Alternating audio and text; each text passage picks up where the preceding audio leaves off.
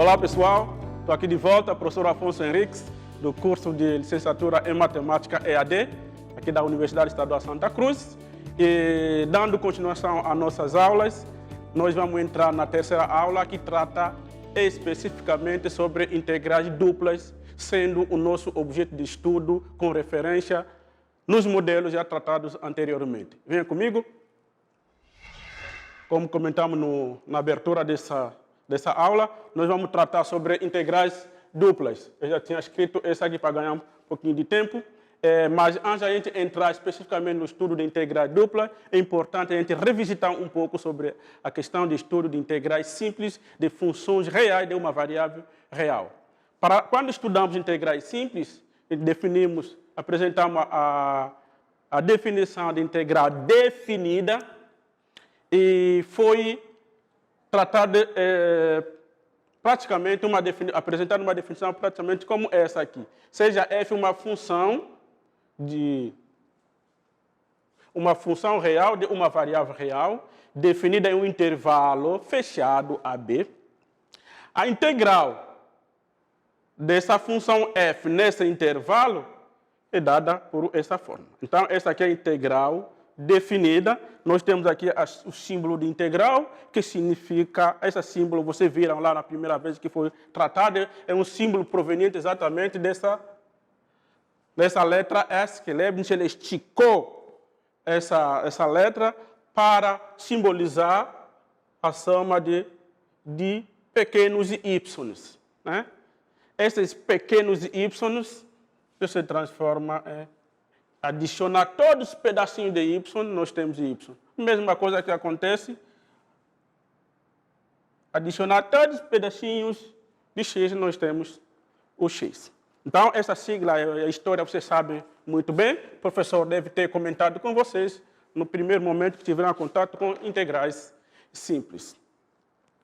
Essa definição, com essas ideias, nós podemos estar representando agora, da língua materna, registro algébrico para o registro gráfico. No registro gráfico, nós tem agora essa liberdade de falar de registros, porque nós vimos isso logo na unidade 0, que trata sobre esses conceitos.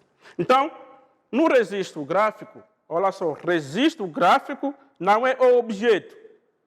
Vocês vão ver lá no módulo, o registro é um sistema dotado de signos, os signos que eu estava comentando lá na primeira aula. Então, ele é dotado de signos e nesse registro que a gente realiza as representações de objetos. Então, esse aqui não é o registro gráfico. Agora, o objeto está no registro gráfico, onde a gente mobiliza traços, seguindo as propriedades da função. Nesse caso aqui, é uma representação genérica e não tem a lei da função ou a expressão algébrica da função. Então, é essa uma representação genérica, como aqui, também um intervalo qualquer. Esse intervalo é qualquer. Nós demos condições aqui para assumir esse espaço aqui, nós demos as condições de tal sorte que essa função seja positiva, aqui, ó, seja positiva, o A positivo e o B também positivo, de sorte que o A seja menor do que B. Então, estamos representando esse objeto nesse espaço aqui no primeiro quadrante. E nesse primeiro quadrante, nós temos, então, o gráfico da função, o intervalo AB, esse intervalo AB, e a função está sendo definida nesse intervalo. O objetivo é calcular a integral nesse intervalo, consequentemente, se remete a, presta atenção, olha só, não é área sobre o gráfico. Esse conceito que muitos evocam é um conceito errôneo, porque isso aqui não pode ser a área. Mas sim, nós temos o direito conceitual de falarmos sobre a área da região. Olha só o termo que vem depois. É a área da região sobre o gráfico da F nesse intervalo. E não é a área sobre o gráfico, porque a área é um número. Então não temos o número lá, ou ninguém está vendo o número. Ok?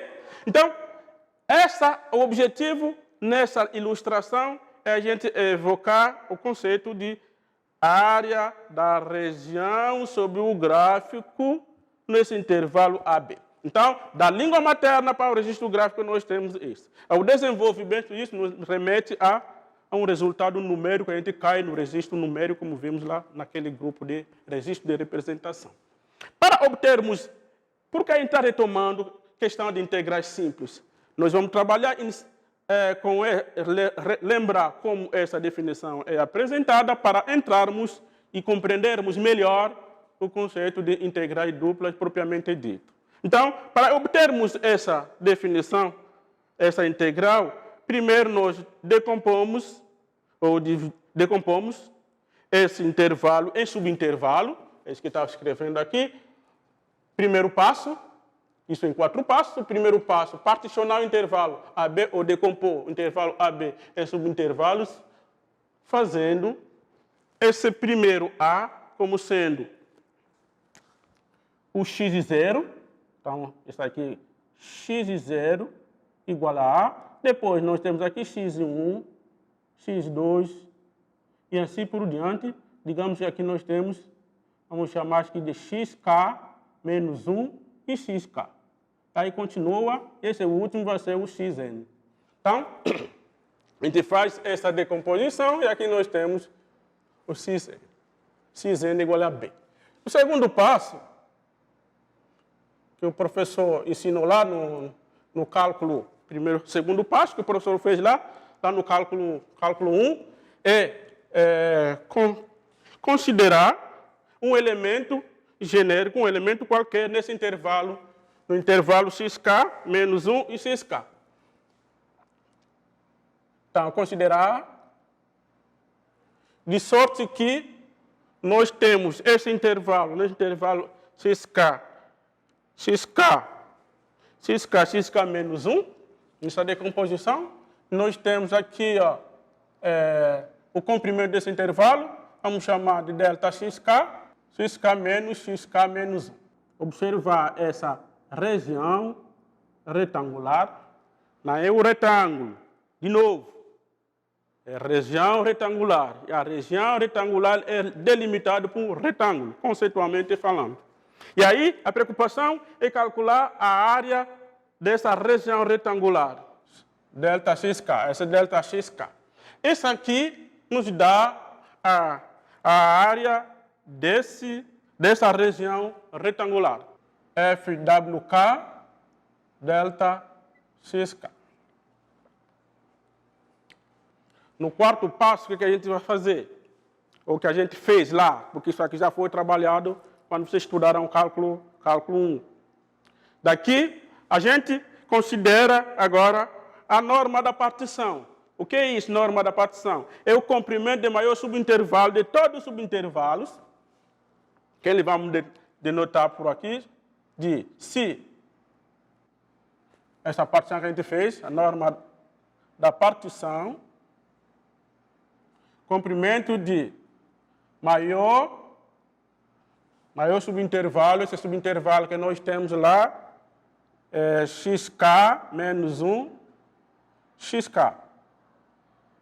O comprimento de maior subintervalo, desse subintervalo que a gente vai chamar de norma da partição. Se essa norma da partição, e aí o que acontece? Quando essa norma da partição é suficientemente pequena, você pode observar que aqui, nesse retângulo, nós podemos ver que na medida que a gente vai formando esses retângulos, nós estamos perdendo um certo espaço ou uma região que está sob o gráfico da F e esse retângulo.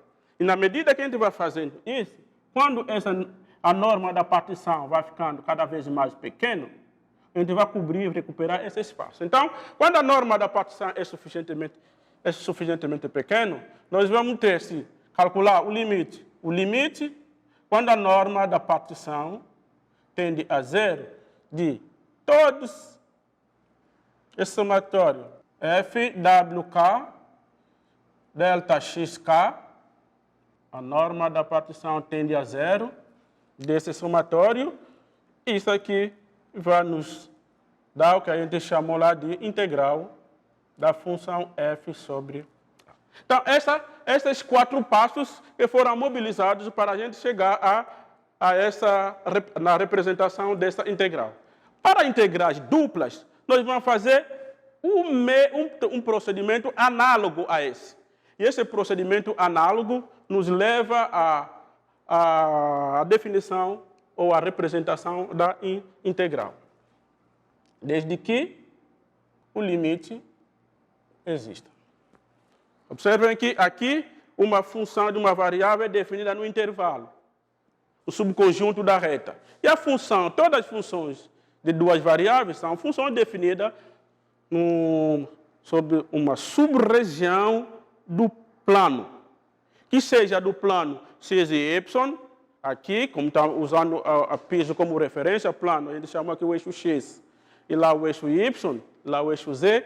Então, esse plano que estou pisando, piso, é o plano x e y, e esse aqui o plano vamos identificar por x e z, e aquele plano como y e z.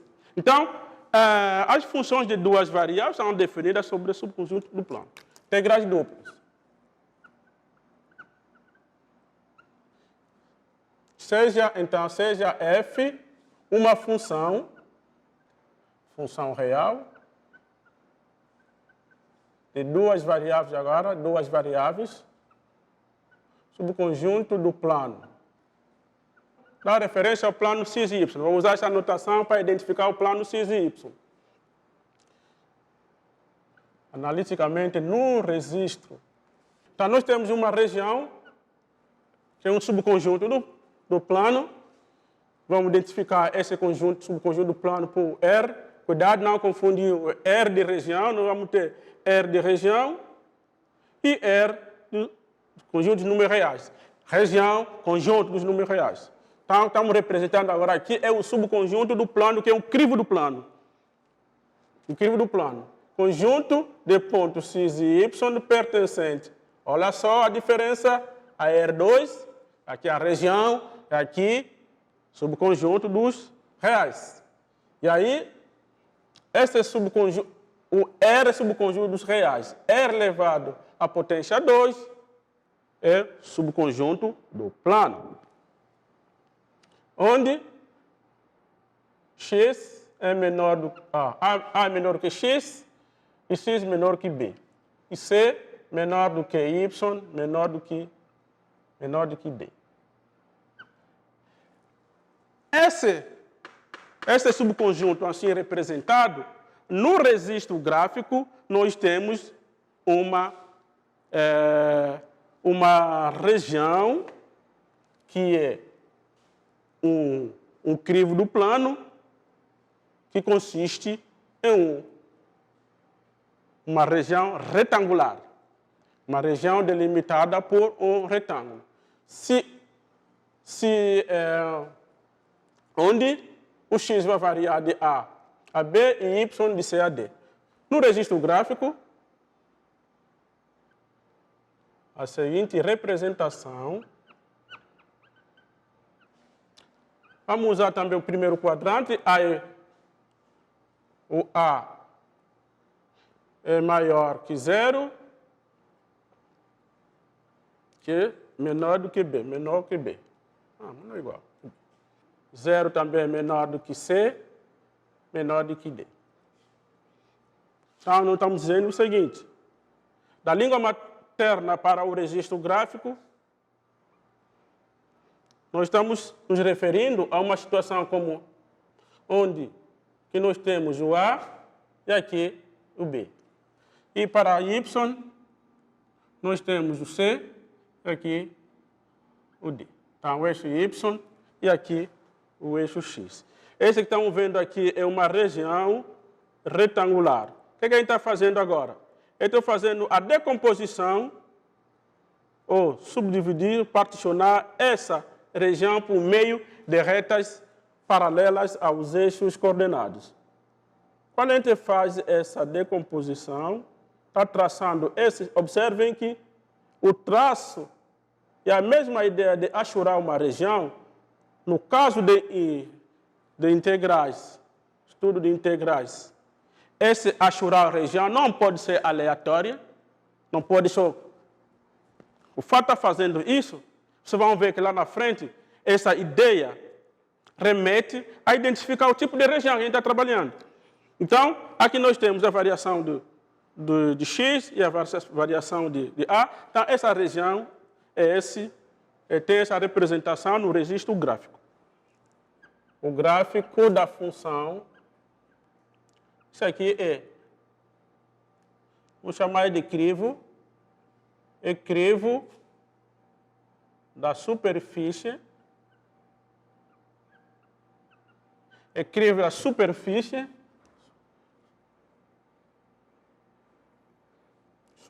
vamos chamar S de equação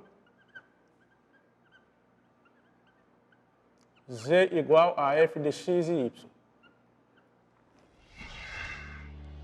Meus queridos alunos, vocês acabaram de acompanhar a primeira parte da terceira aula. Agora vamos entrar para a segunda parte dessa mesma aula, que dá uma continuação do assunto.